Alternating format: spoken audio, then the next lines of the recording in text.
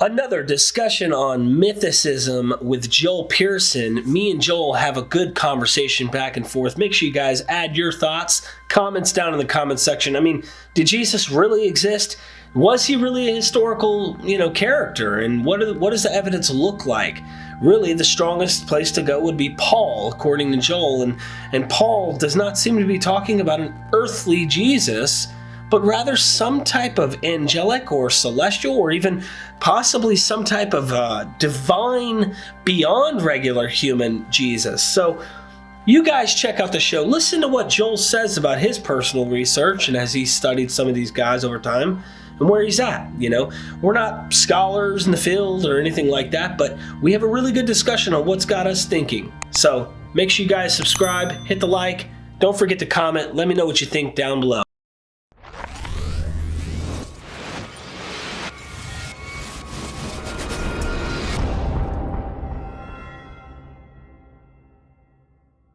We are Myth Vision. Welcome back, everybody. Your host, Derek Lambert. Thank you for tuning in. I have a special guest. Every one of my guests are special. So if you wonder why I say that, well, it makes them feel special. You know what I mean? It's just part of what we do. And today, I think it's going to be great. We will have Joel joining us back on mythicism and kind of have a little freestyle discussion pertaining to it. How you doing, Joel? Nice to be here again. Joel Pearson is on Facebook. He's one of my friends, and he's part of the groups. He's obviously taken a little bit of a vacation, so to speak, to do his research and enjoy family time. And we all got to do that from time to time for sure. So I'm going to actually be quiet this time around with you on the show. And I kind of want to allow you to go into where you're at, what you've seen, things you've wrestled with, different things. And I guess the way to start is, are you still minimal mythicist, and what are your thoughts? Yeah, I'm still leaning towards mysticism. I just haven't seen any really good arguments come the other way, and all the scholarship seems to side with mythicism, which is quite interesting because the opinions of the scholars themselves tend to side majority with historicity, and most of the arguments for historicity cite consensus rather than the individual bits of evidence. Unless they focus on particular pieces of evidence while leaving the majority out. But yeah, I definitely still side on the side of mythicism because I don't think that there's any single figure you could point at and say, yeah, that was the guy who kicked everything off, unless of course you count Peter, who may well be the guy that kicked everything off. But obviously, I think if people said that Peter was the source of Jesus, then yeah, that wouldn't be quite the same thing. That would be mythicism. So, and I think it's important to say everybody that's a believer in some sense is a mythicist. And dude, they hate this. They hate this. They're like, what do you mean? Well, do you think that Romulus exists? Do you think that Zeus exists? Do you think Mithras existed? Do you think Baal existed, or Baal, however you want to pronounce it? Well, no. Okay. Then technically you're a mythicist. These other gods don't exist. And I know it's a strange way of kind of coming at it. I'm just being funny, but your research has led you to stay minimal mythicist, even though you're open to historicity. Have you considered like other figures, like Lena Einhorn thinks it's the Egyptian, or we've had other scholars that think maybe Judah the Galilean or some magician? Is any of those historicity positions, before we get into mythicism, convincing, or one of them more convincing than the others? Like, who would be the most plausible historical Jesus if there was one in your view? Well, so there's usually tenuous connections to many other figures, but I don't see any of them as having more than, say, 5% connection to the overall story, the one that was put together in the end. So, no, I mean, possibly you could say it was any number of killed, crucified, or stoned supposed messiahs before the point where Peter or whoever, possibly a precursor, actually created what we now know as Christianity. And I think what you would get is uh, uh, just a trend rather than an individual. You'd have Messiah after Messiah after Messiah failing, being killed by either Rome, being rejected by their own people, being fringe cults that never make it anywhere. And after this many failures, and I think in particular with the might of Rome coming down on insurrectionists, that would be a great time for the the Marx version of Jesus to come forward, the gospel version. Because if you make your Jesus have a spiritual victory rather than a military victory, it means that they can't take that away from you. Any military Messiah can be taken. A spiritual Messiah cannot be taken from you. That was really well put. And I agree. I think that is a very fascinating way. So technically it's not necessarily one guy in your view. It's multiples. And you think they wrote it as like a victory, like, all right, you guys, we have to win out. Yahweh's gotta be, we've gotta have a winning story somehow. So we're writing a victorious spiritual Christ. But weren't there developing ideas already with like Philo Judea and other Jews who were becoming Hellenistic in their philosophy of Platonic philosophy, et cetera, that were already kind of blending these ideas and said, you know what, this is the perfect time. God's going to keep all his promises, but they weren't as we thought they were. Therefore, my kingdom's not of this world, that kind of stuff. Yeah, I wouldn't say that Philo influenced early Christianity. I'd say it was an independent development, but from the same cultural zeitgeist, the same influences coming in from outside. Just because of Hellenism in general, you've got all these different influences coming through. And Jerusalem in particular was a bit of a melting pot, a bit of a trade hub, lots of different cultures mixing there together. So by that point, the Jewish culture had already been able to coexist a little bit with the other cultures. Obviously, if you read the Old Testament, it's very much about killing anyone who's from a different culture. But that's even then that was old news. It was they'd had to adapt and change and um, benefit from trade. Basically, your empire or your kingdom is not going to prosper unless you learn to live alongside the others with peace. And of course, Roman rule pretty much did that for everyone. You guys live in peace and stop fighting each other, or we'll come and crush you. I agree. That makes a lot of sense. So you've been reading a lot lately. Do you want to discuss any of the works that you've been currently reading that have got you kind of, I guess you'd say, got your enthusiasm? Just an eclectic mix of science, philosophy, psychology, history. Just so many different things. So not focusing so much on historicity and mythicism. Although the next thing I have to go through is the great courses Bart Ehrman on the historicity of Jesus. So that should be quite interesting because, of course, it's not on the historicity of Jesus; it's on the historical Jesus. Because Professor Ehrman thinks that he knows, who Jesus was and what he did, and he thinks he has some minimal facts to work with. So it's really interesting listening to the books in audio format and thinking whenever he says something confidently to the students that he's presenting to, and I'm thinking, but you don't know that, or that's not true. So it's very strange because he's a fascinating guy and he's worth learning from. He has so much knowledge at the time, but sometimes he makes these little leaps, which I think come from his fundamentalist past, and he's never really thoroughly questioned why he has that idea. So yeah, it's like a pinch of salt sort of reading when I'm going through Ehrman's work. I really enjoyed his book, the whole Forged.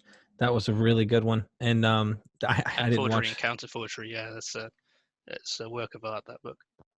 Yeah, he's brilliant. Someone, I think it's Derek. I can't remember his name. He wrote an article actually discrediting Ehrman's take on dying and rising gods. If I'm not mistaken, is it Derek Bennett? I don't know, but I do know that Ehrman has retracted some of those claims that he made. So in the earlier books, he was just doing things off of his sort of from his memory, from his what he learned earlier on.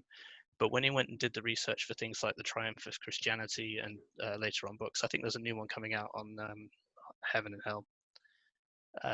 He's changed his view on some of those things, or he's contradicted what he's written earlier. So I think he's developing and still learning. And yeah, so obviously the dying and rising thing isn't really a question because Christianity ended up as a dying and rising savior cult, and Jesus didn't actually rise from the dead, regardless of whether you go historicity or mythicism. So it's not really relevant. I've lost your audio. I think you're on mute.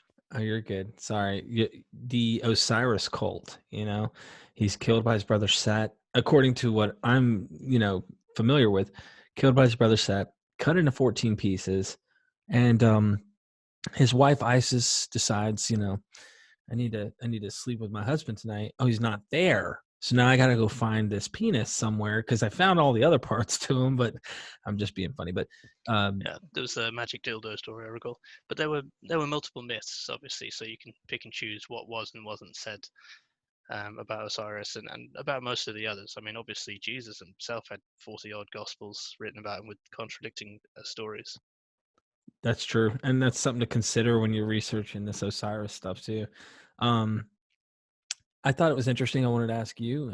Just saw this on the post that the mummification and preservation of bodies in Egypt has somewhat of a connection to how the Jews and their physical resurrection concepts tie in, and that maybe the pharaohs or the Egyptians had a physical resurrection idea possibly in their ideas, and why they would preserve the bodies so that one day they would be rising from the dead. And Osiris does resurrect according to the narrative, but not physically, of course. Well, yeah, so you have, as you already know from talking to Rabbi Tovia Singer, isn't it? He pointed out that the Jewish resurrection was a physical bodily resurrection, which was the same body. And that seems to be what you get in the gospel narrative, or at least, I mean, it's sort of open to interpretation up until the point where he does the see my hands thing, because that's the particular resurrection narrative they were pushing. But Paul's theology, which I would assume is closer to Peter's than Marx's, Paul's theology actually has a different body in the resurrection. His idea was more, you won't take your old broken body, you'll have a new heavenly body, which I think comes from his, multiple levels of heaven, things being replicated within heaven as they are in earth, and everything having sort of copies. So this was also part of later Jewish theology. Um, I have no idea if it's part of current mainstream Jewish belief, because I think that sort of went as an offshoot because it was associated with Christianity later. I suspect that was pretty much left as a minority and rejected by mainstream Jewish theology. But I'm not sure about that. I'm not an expert. I'm just amateur trying to put this stuff together.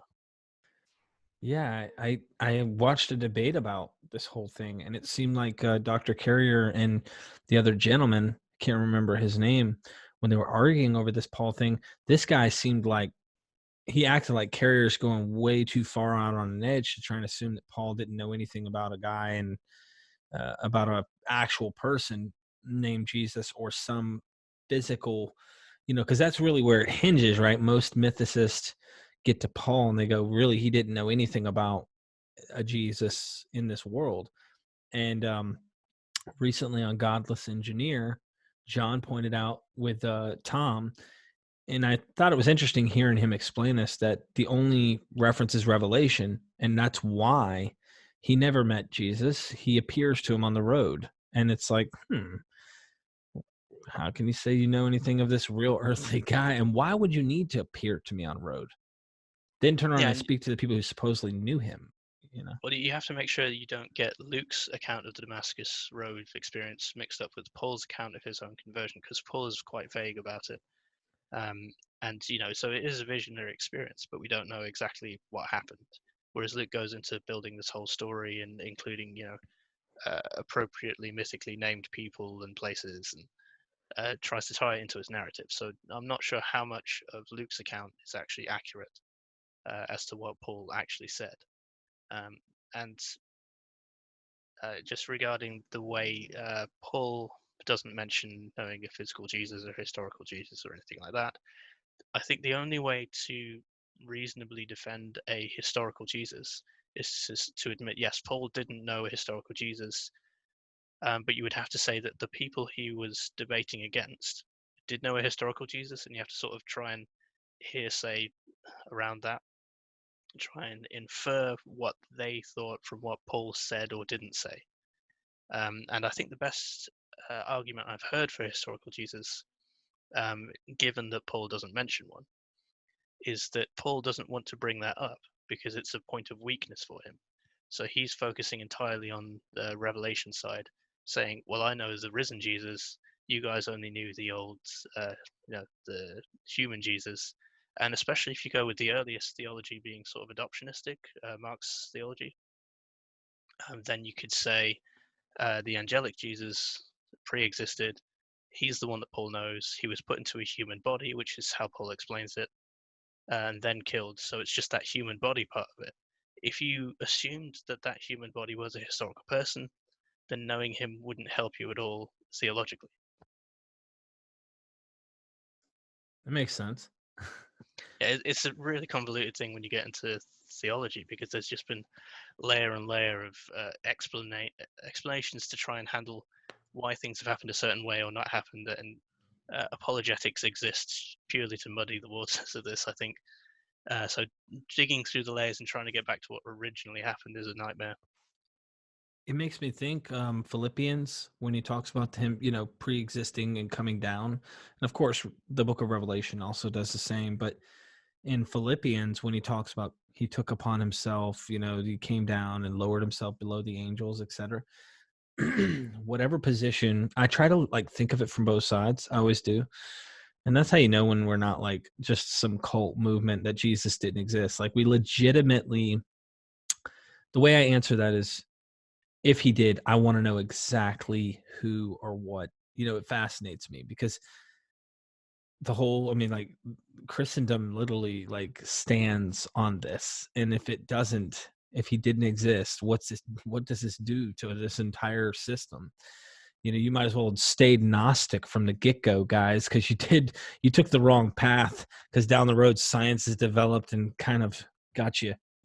So looking at Paul's pre-existence, I said, well, could this have been a guy that was somehow famous enough and great enough that they would apply their angelology to him, which is the only way that it would make sense to me, is that either he's an angel or just below Yahweh, or duality type concept with Yahweh, because that's another concept that can be the case, is that there's a dual Godhead, so to speak, Jewish dual Godhead.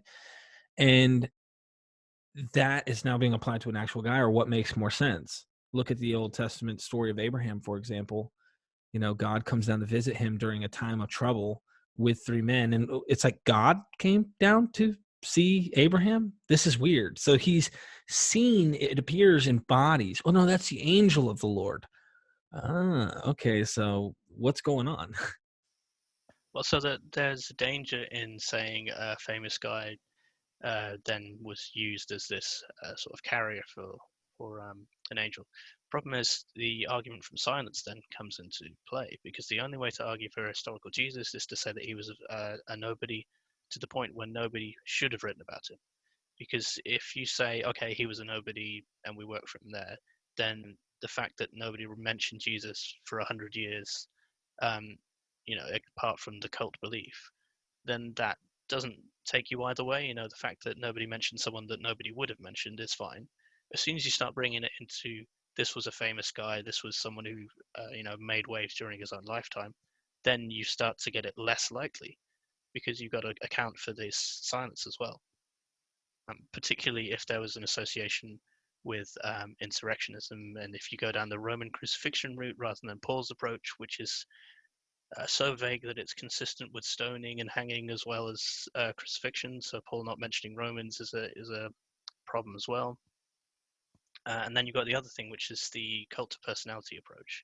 If you say that the person, rather than being an inspiration for Peter to kick off the cult, say in that case Peter is the personality years before Paul comes along with his own personality. So it'd have to start with Peter, James, and John, I believe, would be the pillars, the original start. Probably with Peter being the nickname, he would be the leader of the lot, but it's hard to tell.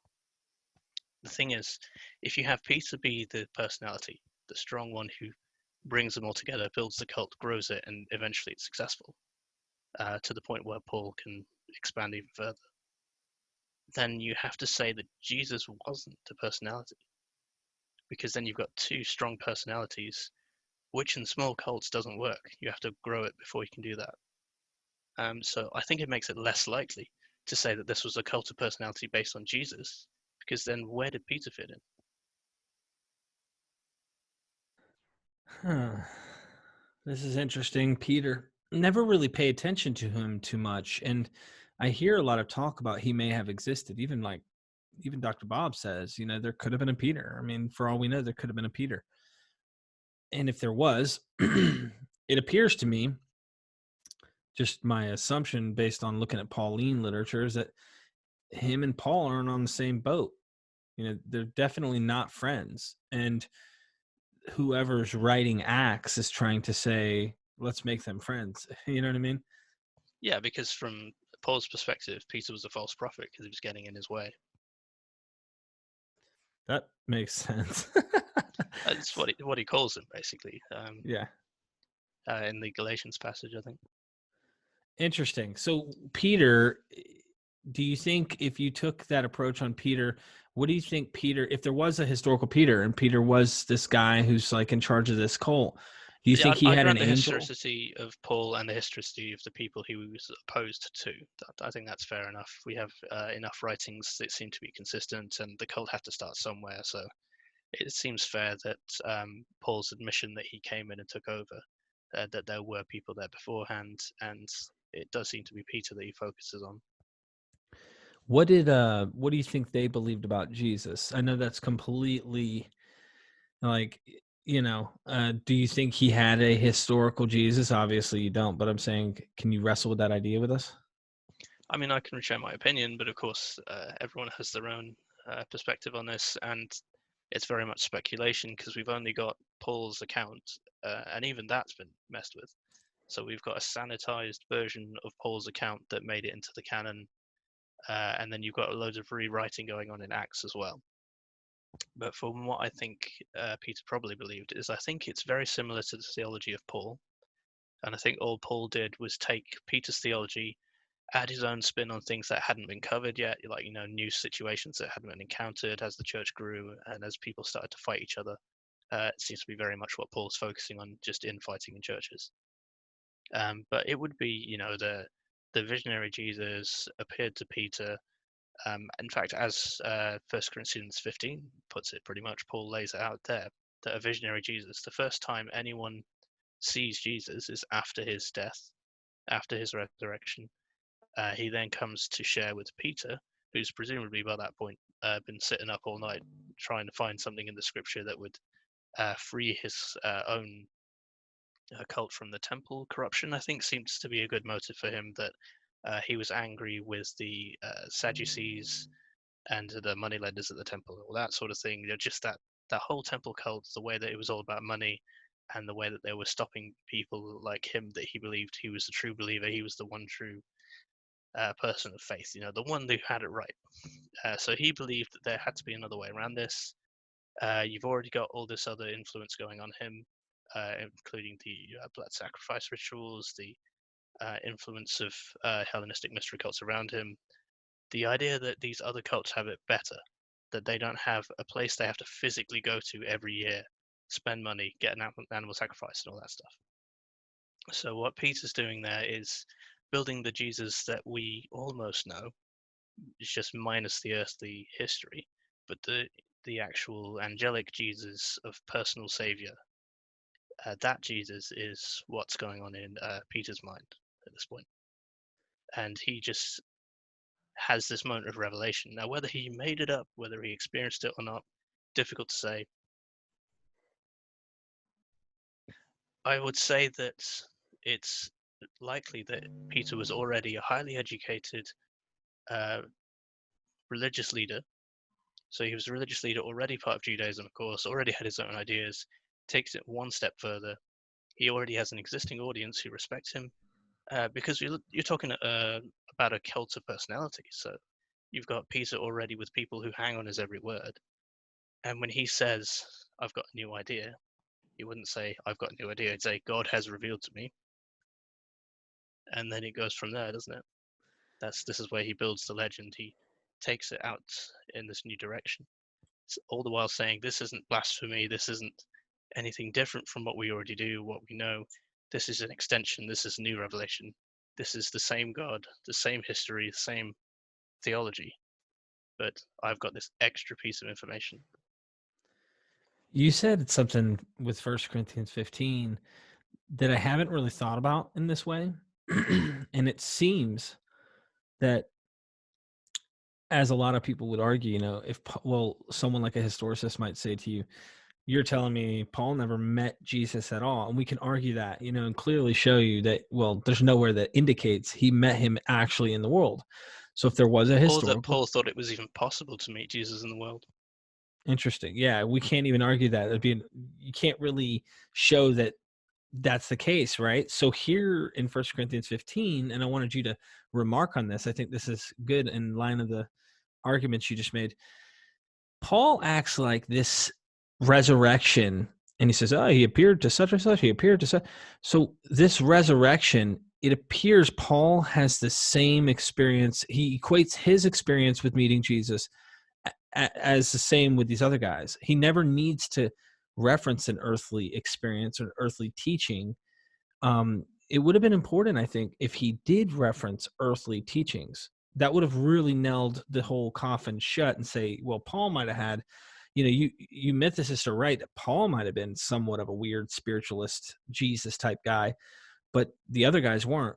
He kind of says every time he mentions the 12 or mentions the others, he acts like he mentions he's the one 12 of them. once, only a single time.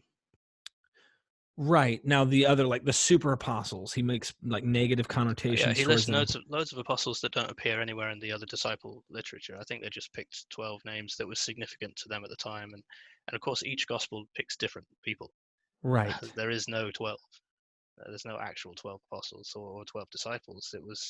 It's just sort of hodgepodge of different lists of depending on which particular sect you belong to as you were writing this literature. Is it fair to say though that Paul's saying he's trying to say that his experience is the same as whoever these others are? Oh yeah, and he definitely comes across with that. He's very confident. He is quite happy to say, I received this sort of revelation, therefore it's true. And there are cases of omission as well. Like when he's talking about taking wives or anything like that, he never says, oh, Jesus never took his wife with him or anything like that. He never mentions anything like that, even when it would have made his case, especially when there's things in the Gospels. When Jesus says something in the Gospel story that would have been relevant to Paul when he was making his argument, and he goes on this whole long convoluted path trying to explain his reasoning, whereas all he would have had to do if Jesus had said something like that is say, Jesus said this in one of his preachings, nailed the case down that way. Now he has to go and argue and make his case because he's only getting it in his own head, and then he has to present this out to people. And he tries to not overplay his hand by saying, this is revelation from Jesus to you, this is my own opinion, to try and say, you know, not everything I say is directly from God, because obviously he'd probably get lynched if he kept saying things like that.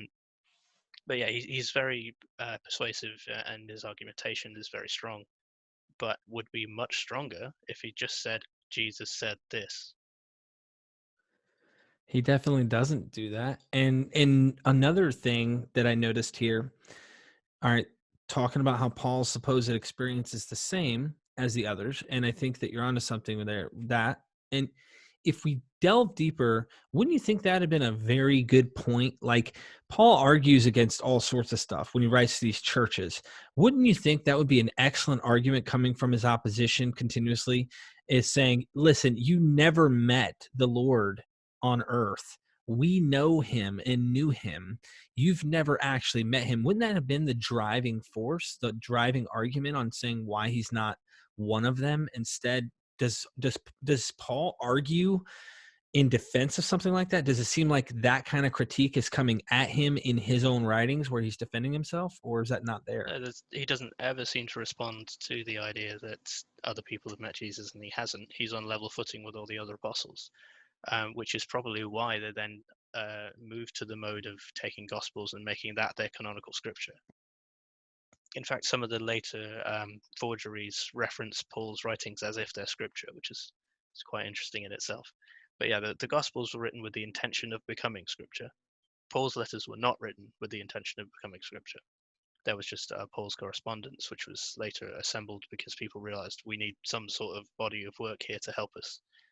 But yeah, so from Paul's perspective, he doesn't seem to ever have to respond to any claim like that, because it never seems to occur to him that it's possible for someone to have met Jesus other than in a vision. And it doesn't seem like Paul, because it seems people are discrediting his apostleship. So you would think like there would be some poke at him for that. And he doesn't argue back saying, just because you've met the Lord here on earth, that he doesn't make that statement. That would be a clear statement of saying, just because you met That him would have here. come out in Galatians, wouldn't it? Right. When he met Peter and another guy called James. But yeah, so from the historicist perspective, when the ones who do try and claim that James was physically the brother of Jesus instead of just the brother of the Lord, and they often misquote that. I don't know whether it's intentional or not, but it does give the wrong impression. Yeah, if he was physically the brother of Jesus, you would have thought he'd say something more about that, or have actually talked to him instead of talking to Peter, or it just never comes up as if he isn't a brother of Jesus. He's just a brother of the Lord. I feel like, so from my perspective, what happened there was Paul had to go and meet Peter. Peter, being an important guy, was in his office or talking to people or something. So the guy who met him at the door was just a guy called James, who was one of the cult brothers. Brother James, call him, as if he's like a monk. That guy then says, "Oh, it's you, Paul. Okay, come here and wait in this room. I'll go and get Peter for you." Because when Paul is relating what happened in Galatians, he's making the point about exactly who he met. So that if someone else says you stole that from another person, you didn't get that by revelation. You actually got this from, another Christian. You talked to someone. You're not getting this in the only way allowed by the cult, which is visions and scripture. Which, by the way, means Peter was literate, because otherwise Paul would have had that above him and say, "Look, I can read, you can't." Although they're all reading the Greek one, so so that's a bit weird as well. They're not even reading the Hebrew. But anyway, so this brother James, then Paul's only mentioning him as an afterthought. He's saying, "I didn't meet any other apostles, just that one guy who met me at the door." Just as a way of listing everyone that he could possibly have gotten information from, so he doesn't leave anyone out. Because if he leaves someone out, then someone else will go, "Oh, I know, you talked to that James guy. You could have got all this information from there." Interesting. So yeah, it's pretty much the opposite of what we would expect if there was a historical Jesus, if there were people who met him, and especially if this James was supposed to be his actual brother. And what's another nail in the coffin as well is, since you mentioned Philippians before, I think it was Earl Doherty pointed out that Jesus was actually a name given to him. Did you notice in Philippians, is it 4 somewhere?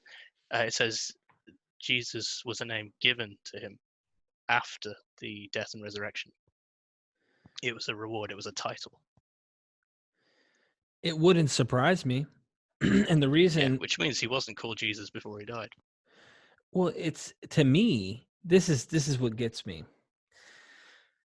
The Gospels, even in the Gospels, when you're reading the angel Gabriel coming to Joseph to tell him of his newborn child that's coming, okay, he tells him, "For you should call him Jesus."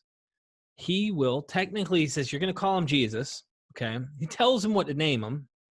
Then he tells him why. I believe his name carries the meaning. It's not just a common name. I hear historicists always do this.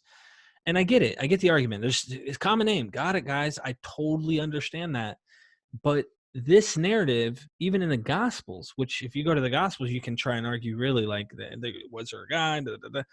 Here's the thing. Even in the Gospels, they're naming him Jesus. And it appears his name has the meaning of, "For he shall save his people from their sins." He's going to be named Jesus because he's the savior of his people. He is that Messiah of his people. I think that's why they're naming him that. So regardless, there's symbolism from the I was going to say historical Joshua, the non-historical Joshua, the story of Joshua. and of course the parallels to Moses in there as well. But yeah, it makes sense that they named him Savior Hero, basically. Yes. I was going to look for that reference, but I didn't even Google it, trying to find the Philippians one, but anyone can So go and Philippians 4:8. I'm probably going to expose my ignorance of the actual verses now. it's all good. So all of this stuff gets discussed by Dr. Carrier, and he has been influenced by Earl Doherty. Philippians 2:9. There you go. That's actual one. 4:8 is another famous verse. It's 2:9. Okay. And why they named him Jesus. And I know Dr. Carrier's been a huge influence on you in your research. He breaks away from Earl Doherty, and I haven't done much reading on that. Do you know why him and Earl don't see eye to eye? Is Earl a believer, or? I don't actually know if Earl's a believer. So I've only read fragments of his work. I've read pieces of his writing in other books, like the refutation of Ehrman's "Did Jesus Exist?" Their response to it, that a whole bunch of different scholars put together. So I've not read the Jesus Puzzle, which I believe was the one that kicked everything off. So yeah, I don't know. I think they are almost the same. It's just that Carrier went one step further in doing, like a full, what was it, 6-year research project that he did, and because he's got the qualifications to do it, just was more thorough and tried to jump to fewer conclusions. Tried to keep it all evidence based, keep it mainstream scholarship. And I think he generally does that. He works with what the existing consensus is, what the existing evidence shows. It's just the overall conclusion that is different. I don't know point by point what their differences were, but I would have to read Earl Doherty and compare him directly to Carrier, which is on my list of things to do. Yeah, I plan on getting Carrier back on here as well. I was going to discuss that with him. I recently was helping with Dr. Price. We did an article together. It's going to be in the Journal of Higher Criticism on Osiris, Joseph, and Jesus. And we did a parallel. And of course, historicist parallelomania. But, the thing is, looking at the Osiris myth, looking at Joseph and Jesus, the parallels just, I mean, it's so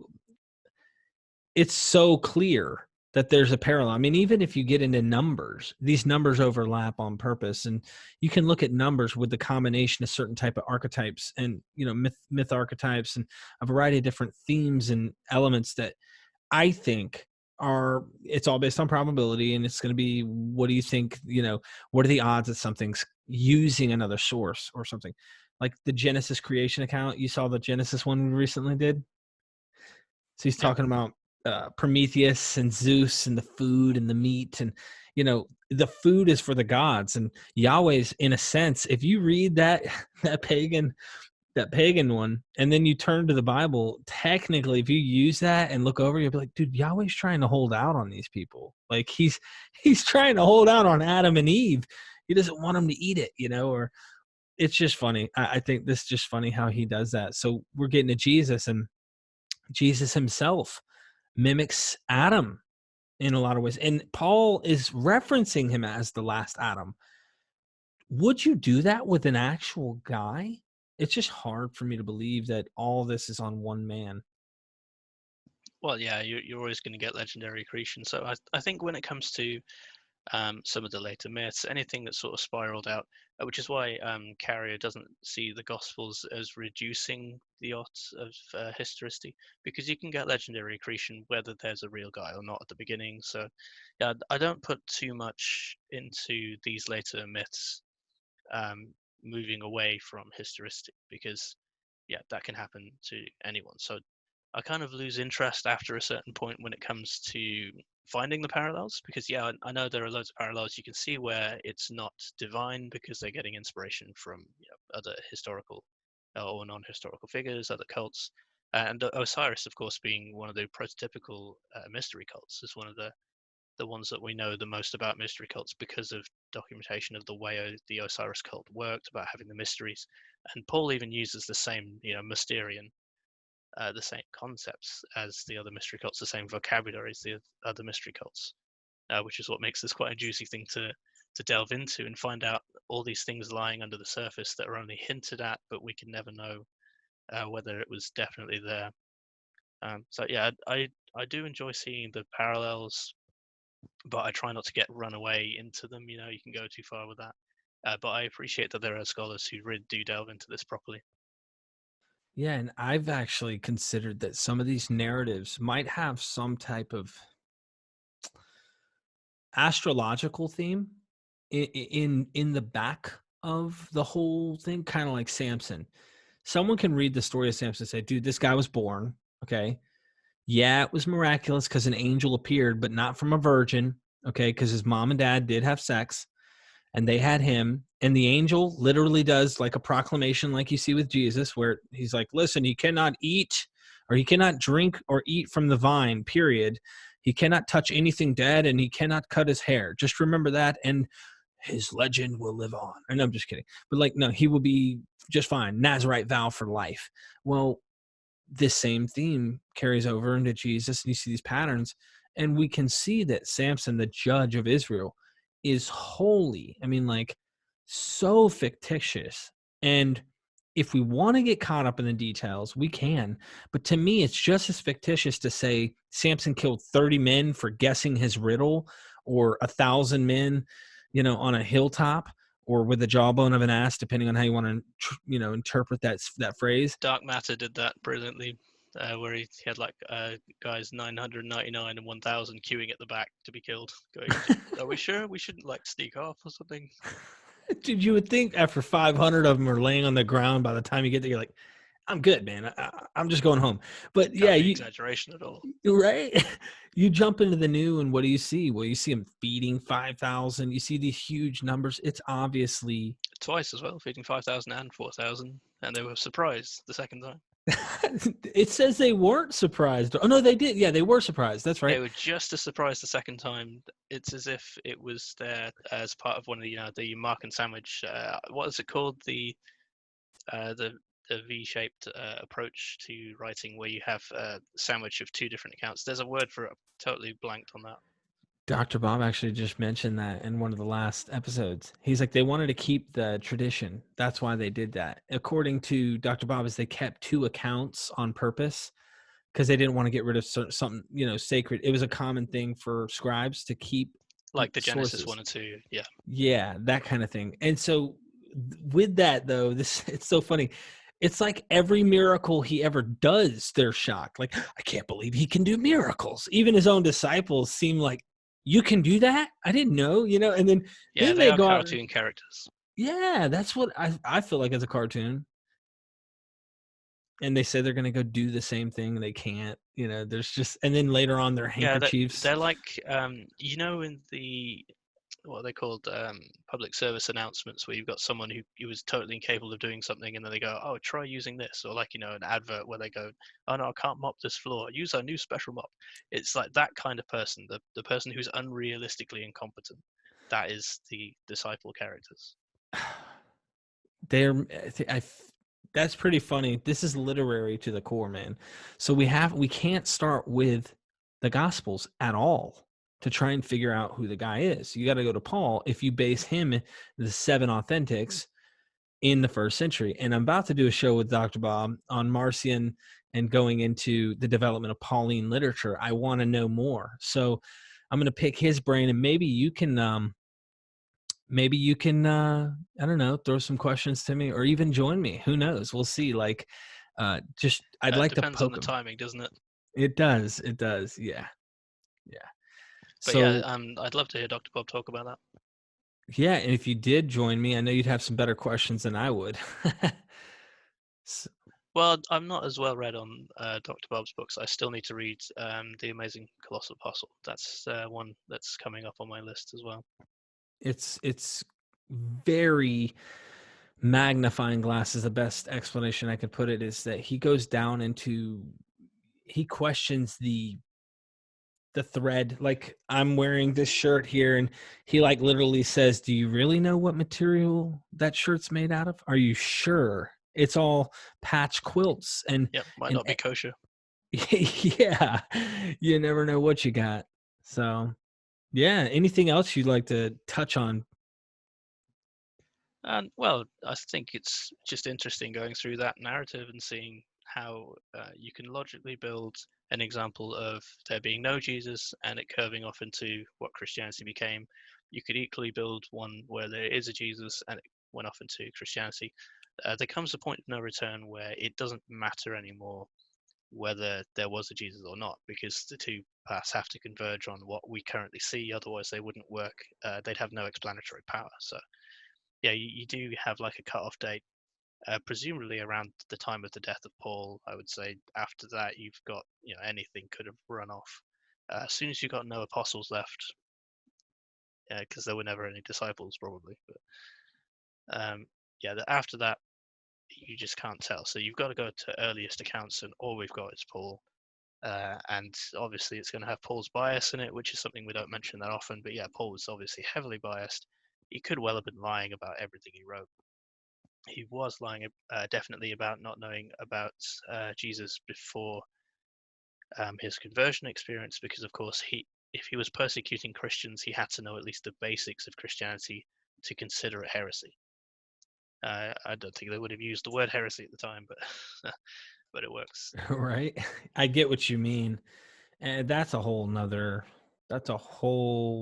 like exploration on that, because isn't it outside? It's not just in the book of Acts that he claims to have persecuted Christians, if I I'm know not Paul's mistaken. own writings, he said that he was a persecutor, and sort of just lays out.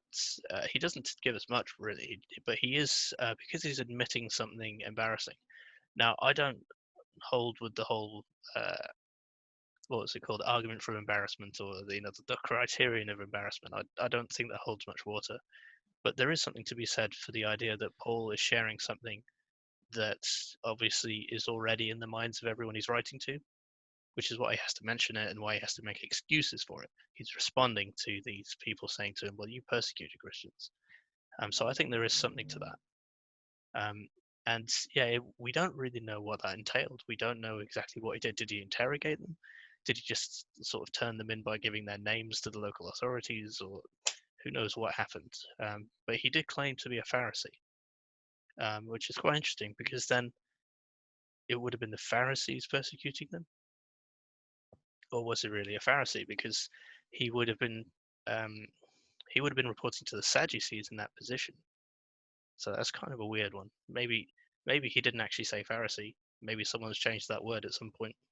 We don't necessarily know that what we have is his original writing. Can only speculate, really. There's a lot about his story that doesn't add up.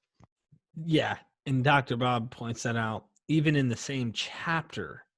And I got to read Colossal Apostle. I think, I'm speaking too soon. I don't want to say too much, but from what he's told me, and I'd like to assess it myself, I don't just buy everything that Dr. Bob tells me. I really don't. I take into real serious consideration what he says, and I say, well, this guy is brilliant. Why would he go down that path? Because if there's anyone I cannot pin down, it's him. For example, what I mean by pin down, I don't mean that in any like, aha. I'm talking about like, what do you think of this? And like if I told Carrier, what do you think? Carrier will not take 10 minutes to tell me what he thinks of something. He will say, this is what it is, and this is why. Dr. Bob goes, well, see, there's source material and then he explains, it goes into all Abraham Simpson from let me tell you the story of this onion. One time ago, long time. Yeah, no, but he goes into all these explanations, and it's like he's setting up in his mind while he explains the argumentation. So you can hear in his brain as he explains, which why people love listening to him just go on, because he's, well, the Assyrians, and there was a lot of Zoroastrian blend, because the Zoroastrians were apocalyptic, and you just go into these different things. I always take what he says and goes, why doesn't he just hook, line, and sinker say, this is it? And later on, I've realized this over the past year of doing this show. I'm not even kidding, like multiple times. And it wasn't just with Dr. Bob. I do this with others. I could take Carrier's word for something and just believe it. Oh, I accept it. But down the road, at first I didn't. At first I was like, let me just interview multiple people and kind of get a general idea of where I sit. Today, I've learned that skeptical approach is the safest, Because as soon as we define a term, or we think that's what it means, or we think that's what it says, a new scholar or someone else that I interview on the show literally comes on with this wonderful approach, and the perception seems clear. There's no muddying of the water to think it looks like that's the path. And then I'll like go, whoa, that's it. Like I just did with Lena Einhorn. She did an awesome job showing why Jesus predominantly is this guy called the Egyptian. And then when I got done, I started going, and she goes, well, there's problems with some of this conclusions of where she goes. I'm not going to mention that till you see the show. But nonetheless, she says he's the Egyptian. And I thought, wow, she convinced me in so many ways that this guy is like the main heart, if you will, of the Gospels narrative. And when she got done, I said, I got some problems, though. I have some questions, Paul. I've got the actual references we have to the Egyptian is what? Josephus? Josephus. Yeah, so it's very fragmentary. And what she does, though, she takes Josephus and goes to the Gospels and shows in her book called A Shift in Time, she shows where the Gospels and the timing in Josephus don't match. So it's not just that did Jesus really live under Pontius Pilate? Okay, that's very simple. That's basic, because Jesus is a phantom, so to speak. Like you can't really pin this guy down. He's not that important during the time the that he dates we exists. work off of are based on two references, both contradictory. So it's very vague. And of course, there's the theory that Paul was writing in the 70s BC as well. I think that's a possible. I'm not going to rule anything out. That's where I'm at. There's little bits of evidence about the place names he uses and the name of the king, of course. Was it Aretas the fourth or third? People are arguing over. And I've seen the pieces of evidence, and I think, yeah, he probably was writing in the sort of 50s is roughly where we think Paul was going, not the 70s BC. But you could make a case for it. It's just there's little bits of evidence that make me think it's AD, not BC. Oh, you're saying BC? Yeah, so 70s BC, that there is an argument to be had for that. It's something that Carrie mentioned, and I went digging into finding out. There's a few people who do espouse that position, because there isn't really anything that solidly nails Paul down, and that would give even more time for the cult to become legendary and grow. And so by the time you hit the Gospels, then you're well outside of that bracket. Who espouses that theory? I gotta reach to. I want to hear someone who's like takes that position serious and it's come up in the Historical versus Mythical Jesus group a few times. Yeah, it's in some of the threads in there. I'll have to dig them out for you and send them to you. Send them to me, brother. I'm interested. If you guys are watching this, show my friend here some love. He's got a YouTube channel. What's the name of the YouTube? Religious Debate. Although you have to search for Religious Debate and then channel as the option, because it's obviously not got that many views, and we've not done that many videos recently. So we're gonna put that down in the description. A link down below. Yeah, make it easy for you, brother, because I want people to be able to contact you and do that. Are you available on Facebook? People can reach out if they want, or yeah, I'm on Facebook if people want to just send me a friend request or send me a chat message. Okay, I'll put the Facebook link down too. That way people can reach out if they have any questions. And I appreciate what you... joining the group's the easiest, because then you can talk not just to me, but loads of other people who are interested in discussing this in the Facebook debate group. I think that's what I'll do. I'll just link the Jesus, the mythical Jesus versus historical Jesus group. If you have a Facebook account, make sure you guys go down below. Make sure you jump in there. Bring your 2 cents over there. Drop a comment on this video. Put a like, comment. And if you guys are interested, subscribe to the channel and let us know what you think of this little dialogue. Me and Joel, we do this all the time. Well, we haven't for a while, but we do this all the time, and we don't usually record like we should be when we talk about this stuff, because really we're just conversations. Neither of us are professionals. Right. It's just but the sad part is too many times. I mean, this is just a conversation. And people are joining in, just kind of listening to us go back and forth. This is not like a professional, like we're doing a show and we're trying to, this was just a fun dialogue and understanding where you're coming from. So more reasons to just not be so certain. And I honestly think that over time, scholarship's going to start being a little less confident in their approach, in my opinion. I think it will get, not saying just it like wasn't in the a guy. age of the earth, that changed over time due to theology getting in the way of science. You're right. And I mean, it's just kind of sad. Last question, bro. Do you think that, and this is just a guess, and you can't judge someone's motives, but do you think that Dr. Ehrman is super confident because of his career, if you know what I mean? It's difficult to tell. So he has used, "Indeed Jesus exists," for example, appeal to force, in the sense that you will lose your job if you openly espouse mythicism and you're, in a teaching position. Or, and he has these really stringent criteria about who he would accept seriously. So he does seem to have that in the back of his mind, the idea that supporting mythicism would be dangerous to your career. I don't know if he personally feels that though, because obviously he's well known for being an atheist, and he's already in quite a Christian populated not only country but state, and teaching Bible courses. He's surrounded by Christians constantly, so I don't think he's got an actual fear. But who knows? I think what he's coming from there is his history from being a fundamentalist cemented certain assumptions into him that he hasn't been able to undo. So I think that's where it's coming from. It's not a case of worrying about losing his job. I think it's more to do with not questioning certain fundamentals. Interesting. Well, I appreciate you joining me here on Myth Vision. And don't forget, we are Myth Vision. Myth Vision.